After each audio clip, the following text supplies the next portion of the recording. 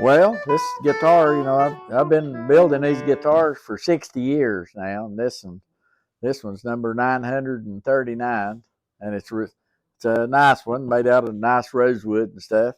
But we've had a really a bad storm here in the last couple of weeks ago. The Hurricane Helene, come. We usually don't get a hurricane all the way up here in the mountains. But Heat up my coffee, baby. it's tore up all kinds of stuff, and we have a wonderful volunteer rescue squad here in our community that's been worked like crazy for years and years, and they're super important around here because we're real remote, and it's hard to get medical help or anything, without having to do a lot of traveling. And that rescue squad has been an absolutely wonderful thing here for years and years. And I've played music and stuff for their festivals, and their dinners a thing for about as long as I can remember and stuff. And they're super important to us here in the neighborhood.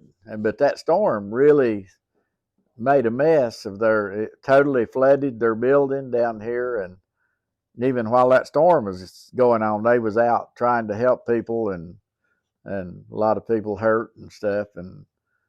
But if you see one go secondhand, at some of the big companies, sometimes they bring $60,000, like that. And I thought if I could put this guitar out on some kind of where it would be displayed and seen by lots of people, we might get a good bunch of money for it. And I'm going to donate it to the rescue squad down here. Well, it's a fairly, it's fairly fancy guitar because it's got abalone inlaid all around the top. If you're talking about Martin's numbers, it would be like a D42. And it's what they would call it. The one's got the pearl on the front. And the spruce and the top is pretty special stuff. It comes from Europe over there where, it's where Stradivarius and the famous violin makers got their wood and where they lived and worked. And it's what they call moon spruce. It's pretty real close kin to the red spruce that we have around here. And it's what the guitar companies used back in the 20s and 30s to make their tops with. It's real similar to that, but it's over in Europe and, close in the area of, Austria and maybe even the edge of Siberia and stuff like that. Those trees probably have never been cut over there. And that's how it grows so slow and such fine grain. The grain lines are probably no more than a 32nd of an inch apart. Especially here. And out here, the widest ones are not much more than a 16th, maybe 16 lines to an inch. And that can be considered old growth and fine grain wood. And that's for the top. The struts and braces on the inside are made out of spruce that comes from Alaska. I've just always done that, and some of the old builders did that, and it's just you can see the little pieces on the inside that we call them braces, made out of a certain kind of wood and a certain grain of wood. The back and sides are made out of Brazilian rosewood, which is wood that you have to have documentation and legal paperwork and stuff to even get now. And but this was cut way before the ban on it or anything. And when it's old growth wood like that, it's it's old enough when you see that. And it's some of the best tone wood that there is. I'm just tapping on the back of it, and you can hear it resonate and sound. That's a good sign. It'll be a good sounding guitar.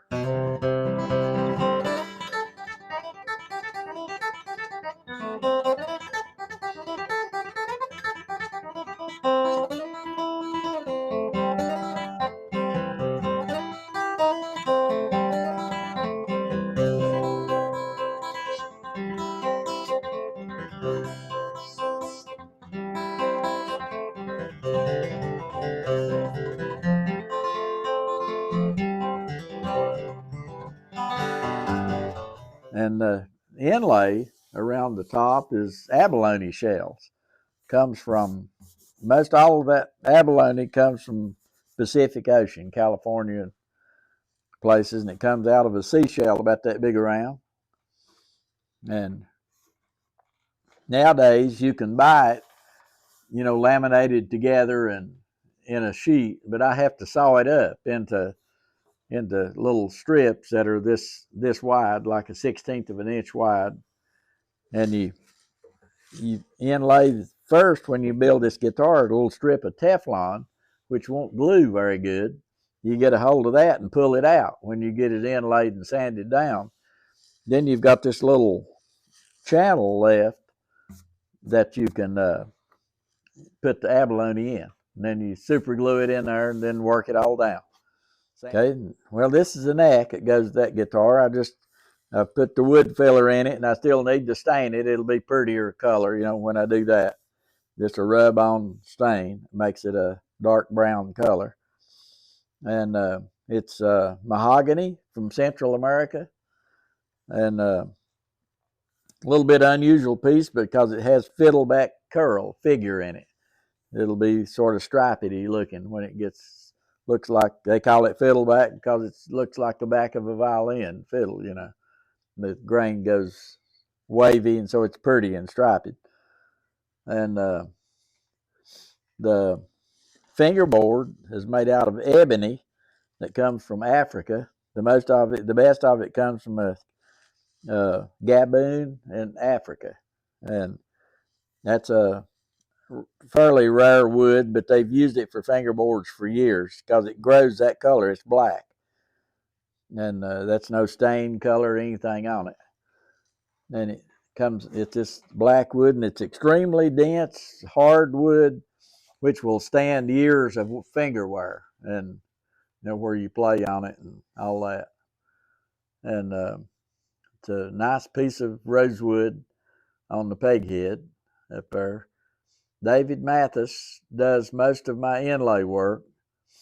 And nowadays, I used to saw this stuff by hand with a jeweler saw, but I don't have patience or eyesight to do that anymore.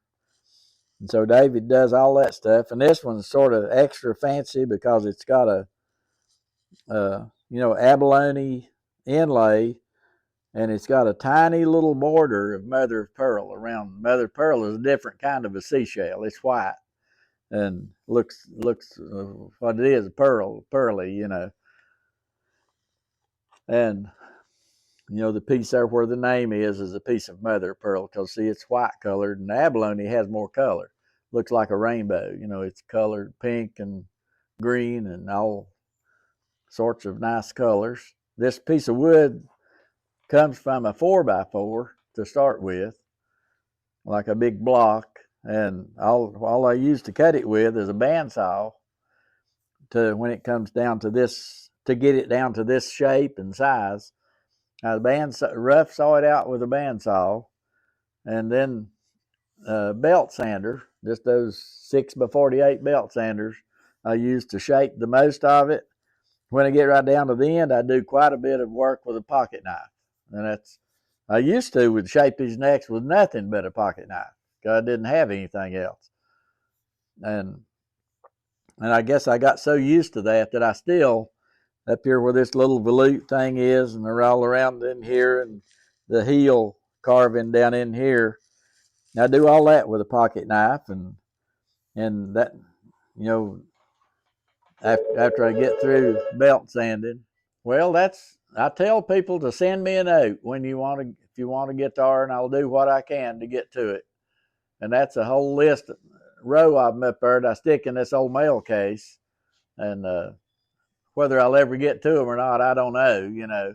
Probably not that many, but lots of people wait, and I'm not a business person at all. And that's another thing makes getting the guitar a little bit unusual. It's not like just go in the store and buy it or tell me you want one, I've got it done in 2 weeks. It just don't work like that. I sure hope you can be able to help our local rescue squad, because that's important to us, and I would love to be able to help some, and I hope you'll be able to help us.